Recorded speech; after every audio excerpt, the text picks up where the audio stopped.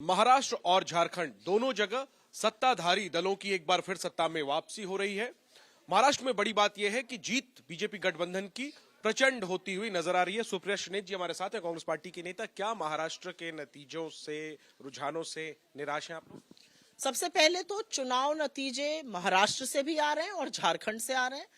मुझे पूरा विश्वास है कि जितना हमें उत्साहवर्धन और आशा हमारी झारखंड में बन रही है, उस वैसा ही निराशा हमें महाराष्ट्र में हाथ लगी है। ये कहने में मुझे कोई संशय नहीं है, ये कहने में मुझे कोई दिक्कत नहीं है कि महाराष्ट्र में हमारी आशा के विपरीत चुनाव परिणाम आ रहे हैं। हम इससे बहुत ज्यादा बेहतर प्रदर्शन की आशा और उम्मीद रख रहे थे, लेकिन झारखंड की जनता ने हमारी जनकल्याणी योजनाओं पर, हमारे कामकाज पर, हमारे 5 साल के गठबंधन पर मोहर लगाई है। झारखंड की जनता ने प्रधानमंत्री के उन शब्दों को नकारा है जहां पर वो बेटी जैसे मुद्दों को चुनावी मुद्दा बनाने की कोशिश कर रहे थे, विभाजनकारी नारों को नकारा है। झारखंड की जनता ने ईडी और मुख्यमंत्री के अरेस्ट होने को नकारा है। तो ये अपने आप में उत्साहवर्धक है। महाराष्ट्र से बिल्कुल निराशा हाथ लगी और हम साझा संदेश, सबक लेकर आगे बढ़ेंगे। साझा संदेश क्या है दोनों? ये है, एक कॉमन फैक्टर ये है कि महिला वोटर जो है वो बहुत प्रमुखता से वोट कर रही हैं। जो उनके लिए काम कर रहा है उनके लिए वोट कर रही हैं।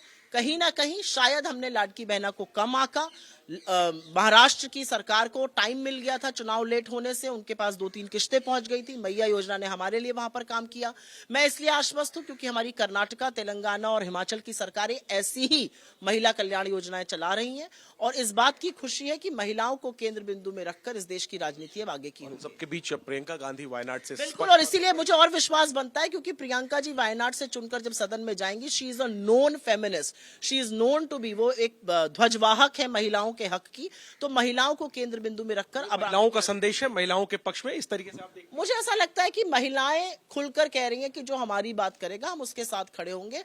कहीं ना कहीं शायद हमने लाडकी बहन योजना को कम आका, लेकिन एक ये भी सच है कि ईवीएम पर, इलेक्शन कमीशन की निष्पक्षता पर, पैसे और बल के दुरुपयोग पर एक व्यापक चर्चा होनी जरूरी है।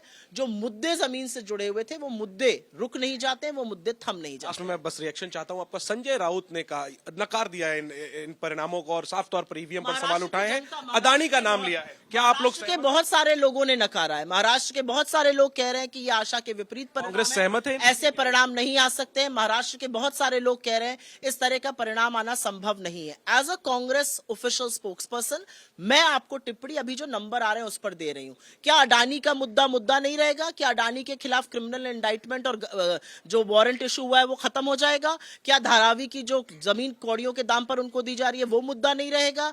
क्या किसानों की आत्महत्या मुद्दा नहीं रहेगा? ये सब मुद्दा रहेगा। एक चुनाव की जीत हार से असल मुद्दे खत्म नहीं हो जाते। ठीक है, तो काफी संतुलित प्रतिक्रिया सुप्रिया श्रीनेत की। और बड़ी बात ये कह रही है कि चाहे महाराष्ट्र हो या झारखंड हो, दोनों ही राज्यों में जो महिलाओं के लिए जो स्कीम थी, कहीं ना कहीं उसका असर नजर आया है परिणामों में।